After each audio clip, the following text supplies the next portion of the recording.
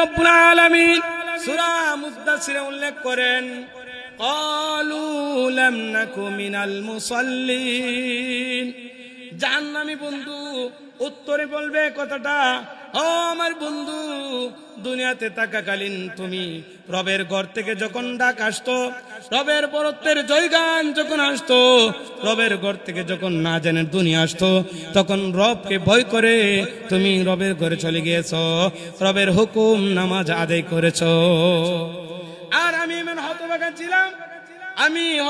ছিলাম, রবের ডাক শোনার সত্য আল্লাহর ঘর থেকে ডাক আসছে, আমি মসজিদে যাই নাই, আমি দুনিয়ার কাজ নিয়ে ব্যস্ত, আমি সাংসারিক কাজ নিয়ে ব্যস্ত, আমি ওহাতিক কথা নিয়ে ব্যস্ত।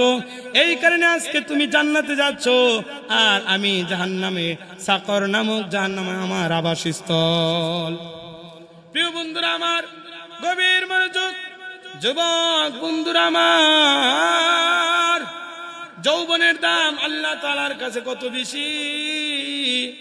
এই যৌবনে যদি আপনি ইবাদত করেন, এই যৌবন বয়সে ইবাদত করার কারণে আল্লাহ তাআলা কঠিন হাসরের দিন